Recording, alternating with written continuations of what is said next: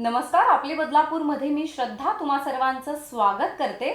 नुकतीच राज्यामध्ये आपल्याला सत्तांतर झालेलं पाहायला मिळालं आणि शिंदे गटाने आणि त्यासोबतच भारतीय जनता पक्षाने एकनाथ शिंदे यांच्या नेतृत्वाखाली एकंदरीत राज्यामध्ये एक सत्ता निर्माण केली आहे आणि या सत्ते निर्माण करतानाच मुख्यमंत्री म्हणून एकनाथ शिंदे हे नाव जेव्हा समोर आलं तेव्हा सर्वसामान्यांना याचा चांगलाच धक्का बसला.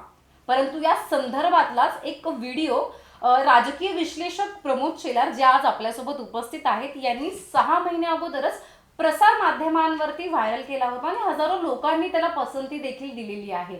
तर आज आपण त्यांच्याशी बोलणार आहोत. राजकारणात जे काही सध्या सुरू आहे, राजकीय वातावरणात अनेक भूकंप झालेले आपल्याला पाहायला मिळालं. त्यासोबतच भारतीय जनता पक्षाची आणि एकनाथ शिंदे यांची जी काही छुपी समझोता त्यांचा चालला होता त्याचं सुद्धा विश्लेषण त्यांनी त्या व्हिडिओमध्ये केलं होतं आणि हजारो लोकांनी त्याला पाहिलं. सो आपण आज त्यांच्याशीच बोलणार आहोत. प्रमोद शेलार, तुमचं मी स्वागत करते आपले बदलापूरमध्ये. नमस्कार ताई. विश्वासदर्शक ज्यावेळी ठराव पार पडत होता त्यावेळी एकनाथ शिंदे यांनी अजित पवार यांना उद्देशून एक वाक्य ते बोलले होते की 200 आमदार आम्ही यापुढे निवडून आणू, उपमुख्यमंत्री आणि मुख्यमंत्री आम्ही दोघे मिळून 200 आमदार निवडून आणू. त्यासोबत एकनाथ शिंदे गटासोबत जे काही सध्या 50 आमदार आहेत ते आमदार सुद्धा ते पडू देणार नाही असं वक्तव्य त्यांनी केलं होतं. या वक्तव्यासंदर्भात तुम्ही एक राजकीय विश्लेषक म्हणून कशा प्रकारे तुम्ही या वक्तव्याकडे पाहता? हे जे काय त्यांनी काय आता पुढे भविष्य जे काही मांडलेलं आहे सत्य वाटतं का तुम्हाला होऊ शकतं? विश्वासदर्शक ठरावाच्या वेळी राज्याचे विरोधी पक्षनेते माननीय अजितदादा पवार यांनी सांगितलं की स्वर्गीय बाळासाहेब ठाकरे यांची शिवसेना ज्या ज्या नेत्यांनी सोडली ते नंतरच्या काळात पराभूत झाले.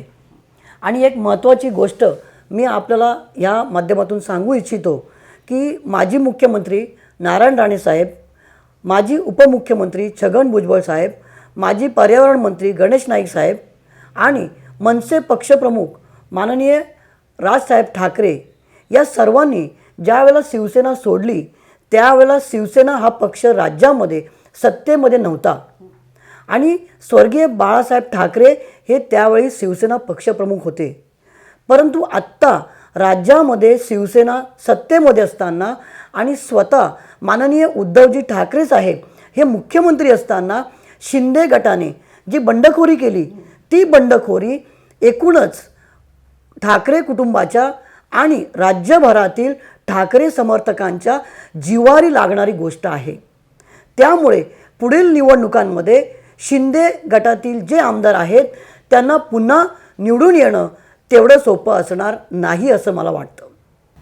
नक्कीच ज्यावेळी विश्वासदर्शक ठराव हा पार पडत होता आणि त्यावेळी एकनाथ शिंदे यांनी जे वक्तव्य केलं होतं ते भविष्यात खरं ठरतंय ना ठरतंय हे पाहणं महत्त्वाचं ठरणार आहे. परंतु एकनाथ शिंदे जे आता सध्या मुख्यमंत्री आहेत ते शिवसेनेमध्ये असताना त्यांच्याकडे खूप चांगलं पालकमंत्री होते ते अनेक वर्षापासून भाजप सत्तेत असताना किंवा शिवसेना सत्तेत असताना त्यांच्याकडे मोठी चांगली खाती होती आणि त्यामुळे ठाणे जिल्ह्यामध्ये एक चांगलं वर्चस्व एकनाथ शिंदे यांचं सध्या आहे.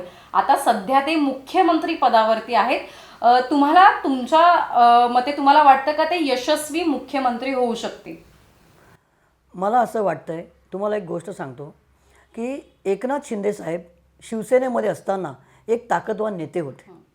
यामागचं कारण एवढंच आहे की भाजपा आणि सेनेचं सरकार असताना त्यानंतर पुन्हा महाविकास आघाडीचं राज्यामध्ये सरकार असताना एकनाथ शिंदे साहेबांकडे नगरविकास आणि सार्वजनिक बांधकाम अशी खूप महत्त्वाची खाती होती.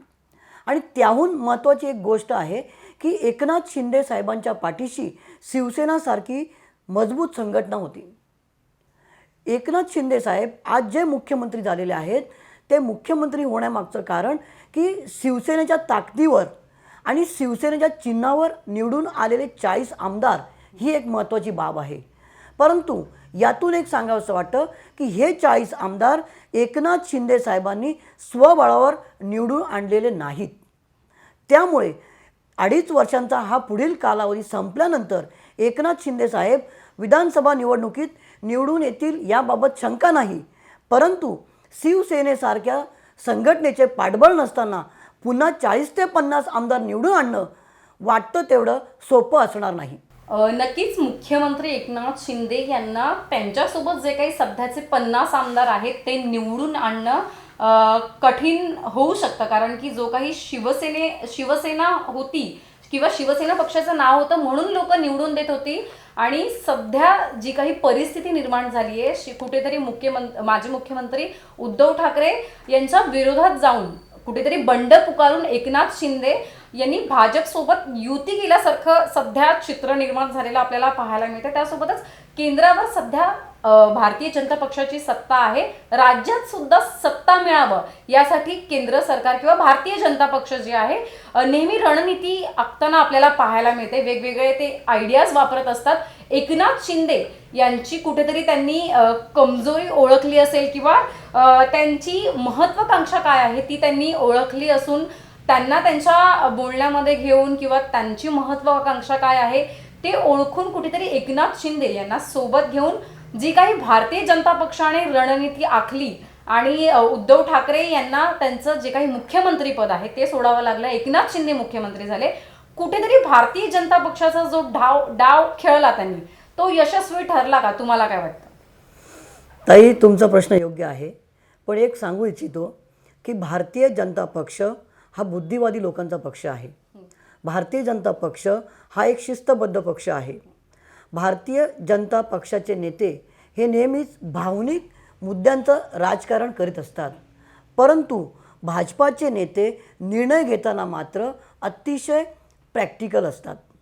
आणि एक महत्त्वाची बाब आपल्या चॅनलच्या माध्यमातून सांगू इच्छितो की भारतीय जनता पक्षाचं राजकारण हे प्राधान्यक्रमानुसार चालतं आणि त्यानुसार ते नेते तो पक्ष आपली रणनीती आखीत असतो, ठरवित असतो. महाराष्ट्र हे देशातलं उत्तर प्रदेश नंतरचं सर्वात महत्त्वाचं आणि मोठं असं राज्य आहे. त्यामुळे महाराष्ट्रात भाजपाची सत्ता असायला हवी हा मागील 2.5 वर्षांतला भाजपाच्या नेत्यांचा प्राधान्यक्रम होता. मुख्यमंत्री एकनाथजी शिंदे साहेबांची महत्त्वाकांक्षा आणि त्यांच्या मनामध्ये असलेली अस्वस्थता भाजपच्या नेत्यांनी अचूक ओळखली होती. त्यामुळे मुख्यमंत्री माननीय एकनाथजी शिंदे साहेब यांच्याबद्दल उद्धवजी ठाकरे यांच्या मनामध्ये प्रथम संशय, गैरसमज निर्माण करण्यात आणि त्यानंतर या दोघांमध्ये दुरावा निर्माण करण्यात भाजपचे नेते यशस्वी झालेले आहेत असं मला वाटतं. मुख्यमंत्री पदाच्या बदल्यात आपल्याकडे महत्त्वाची खाती घेऊन केंद्राच्या मदतीने आगामी निवडणुकांची तयारी करण्याला राज्यातील भाजप नेत्यांचा आता अग्रक्रम असेल. एक महत्त्वाची गोष्ट सांगतो की 2014च्या लोकसभा निवडणुकीत भाजपाने 282 जागा, त्याचप्रमाणे 2019च्या लोकसभा निवडणुकीत 303 जागा जिंकल्या होत्या. 2024च्या लोकसभा निवडणुकीत भाजपला 400 जागा जिंकण्याचं लक्ष्य आहे. त्यामुळे भाजपला महाराष्ट्रात 25हून अधिक जागा जिंकण्याचं उद्दिष्ट असेल. अशा वेळेला जशी लोकसभेची निवडणूक जवळ येत जाईल तसा भाजपच्या नेत्यांचा, राज्यातील भाजपच्या नेत्यांचा अग्रक्रम, प्राधान्यक्रम हा बदलत जाईल. एकनाथजी शिंदे साहेब यांच्या गटाला सोबत घेऊन भाजपाने महाराष्ट्रात सत्ता स्थापन केली, परंतु एकनाथ शिंदे साहेबांच्या गटाला सोबत घेऊन लोकसभेच्या 25हून अधिक जागा जिंकता येणार नाहीत हे भाजपाच्या नेत्यांना माहिती आहे. त्यामुळे 2024च्या लोकसभा निवडणुकीसाठी भाजपला पुन्हा माननीय उद्धवजी ठाकरे साहेब पर्यायाने शिवसेनेशी युती करण्याशिवाय पर्याय असणार नाही असं मला वाटतं. नक्कीच शिंदे गटाचं किंवा भारतीय जनता पक्षाचं लोकसभा निवडणुकीत काय होईल याचं विश्लेषण तुम्ही केलेलं आहे अगदी सोप्या शब्दात आणि सर्वसामान्यांना पोहोचेल अशा शब्दात, किंवा जी काही सत्य परिस्थिती आहे ती तुम्ही या ठिकाणी मांडलेली आहे. ज्याप्रमाणे तुम्ही आत्ताच उल्लेख केला की भारतीय जनता पक्ष हा प्राधान्यक्रमाने चालणारा पक्ष आहे. तर याच तुमच्या वाक्यावर अनुसरून माझा प्रश्न आहे की लोकसभा निवडणूक आता जी काही लागेल तर त्या लोकसभा निवडणुकीमध्ये भारतीय जनता पक्षाचा प्राधान्यक्रम काय असेल, तुम्हाला काय वाटतं? शिवसेनेतील 40 आमदार हे भाजपसोबत गेले असले तरी शिवसेनेची विचारधारा मानणारा वर्ग, शिवसेनेच्या आधारावर शहरी भागात जगणारा वर्ग, शिवसेनेचा कडवट कट्टर कार्यकर्ता आणि शिवसेनेचा पारंपरिक मतदार हे सर्व आजही माननीय उद्धवजी ठाकरे साहेब यांच्यासोबत आहेत. शिंदे गटाच्या बंडखोरीनंतर राज्यात ठाकरे कुटुंबाबाबत सहानुभूती असणारा आज मोठा वर्ग आहे. आणि एक नोंद घेण्यासारखी गोष्ट आहे की कोणत्याही राज्यात प्रादेशिक पक्षासोबत भाजपाने सत्ता स्थापन केल्यानंतर आपल्या पक्षाची ताकद व जनाधार वाढवित नेणे व आपल्या सहयोगी पक्षाची किंवा गटाची ताकद कमी करणे हे भाजपचं नेहमीच धोरण राहिलेलं आहे. त्यामुळे पुढील काळात शिंदे गटातील आमदार आणि मंत्री यांना भाजपच्या या धोरणाचा, भाजपच्या या स्वभावधर्माचा प्रत्यय आल्याशिवाय राहणार नाही.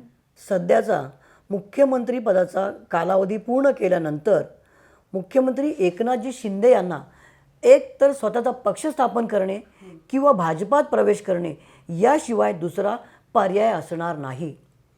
त्यावेळी एकनाथ शिंदे साहेबांसोबत बाहेर पडलेले जे आमदार आहेत ते आपापल्या मतदारसंघातील सोय, समीकरण किंवा वातावरणाचा अंदाज घेऊन कदाचित स्वगृही देखील परतू शकतील, म्हणजे पुन्हा शिवसेनेकडे देखील वळू शकतील. अगदीच तुम्ही योग्य बोलले, कारण की एकनाथ शिंदे जे सध्या मुख्यमंत्री आहेत त्यांना एकतर स्वतःचा वेगळा गट स्थापन करावा लागेल किंवा त्यांना भारतीय जनता पक्षासोबत त्यांची युती करावी लागेल. परंतु भविष्यातील ज्या काही निवडणुका आहेत त्या निवडणुकीमध्ये जे काही आमदार त्यांच्या क्षेत्रातून उभे राहणारे असतील, सर्वसामान्य मत देतात ते फक्त शिवसेना पक्ष या नावाखाली किंवा बाळासाहेब ठाकरे यांच्या नावामुळे किंवा त्यांनी जे काही कार्य केलेलं आहे समाजासाठी त्यासाठी देतात. परंतु जर शिवसेना पक्ष सोडून जर जो काही स्थानिक आमदार आहे ते जर शिंदे गटासोबत किंवा भारतीय जनता पक्षासोबत जर त्यांनी युती केली तर त्यांना पुन्हा निवडून येणे तर अशक्य होईल सध्याची परिस्थिती पाहता. मला आणखी तुम्हाला प्रश्न विचारायचा आहे, राजकारणात कोणाचा कोण शत्रू नसतो किंवा जास्त आपण कोणाचं वैर नाही घेऊ शकत किंवा कोणाचा कोण शत्रू नसतो, तेवढं मानलं जातं. तर यावर तुमचं विश्लेषण काय आहे, तुमचं मत काय आहे? एकनाथ शिंदे साहेबांबद्दल एक गोष्ट मी आपल्याला सांगतो. एकनाथ शिंदे साहेब हे प्रचंड धाडशी आहेत. ते खूप मेहनती आणि महत्त्वाकांक्षी देखील आहेत. प्रचंड आर्थिक सक्षमता ही त्यांची जमेची बाजू आहे. त्यामुळे पुढील 2.5 वर्षात आपल्याकडील अधिकारांचा योग्य वापर करून ते राज्यामध्ये त्यांना अनुकूल असं वातावरण देखील निर्माण करू शकतील. पुढील निवडणुकीत एकनाथजी शिंदे साहेब यांनी खरोखर 40 ते 50 आमदार निवडून आणले तर राज्याच्या राजकारणातील ते मोठे गेम चेंजर ठरू शकतील. महाराष्ट्रात मराठा समाजाचं प्राबल्य आहे. मराठा आरक्षणावरून आजही या समाजात अस्वस्थता आहे. एकनाथ शिंदे साहेब हे मराठा समाजाचे आहेत. त्यामुळे एकनाथजी शिंदे यांना मुख्यमंत्री पदावर बसून राज्यातील मराठा समाजाला भाजपकडे आकर्षित करणं, त्यासोबत राज्यातील राष्ट्रवादी काँग्रेस पक्षाच्या मराठा समाजाच्या राजकारणाला प्रभावहीन करण्याची खेळी भाजपाने या निमित्ताने खेळली असावी. राज्याचे उपमुख्यमंत्री देवेंद्रजी फडणवीस हे भविष्यात पंतप्रधान पदाच्या स्पर्धेमध्ये येऊ शकतात. त्यामुळे राज्याच्या राजकारणातील देवेंद्रजी फडणवीस यांचे प्रस्थ आणि प्रभाव कमी करण्यासाठी दिल्लीतील भाजपचे नेते मुख्यमंत्री एकनाथजी शिंदे यांना ताकद देऊ शकतात. नक्कीच राजकारणात काही दिवसांपासून जो भूकंप झाला किंवा राजकीय जे काही सत्तांतर झालं, एकनाथ शिंदे मुख्यमंत्रीपदी आले, मुख्यमंत्रीपदी देवेंद्र फडणवीस जे आले.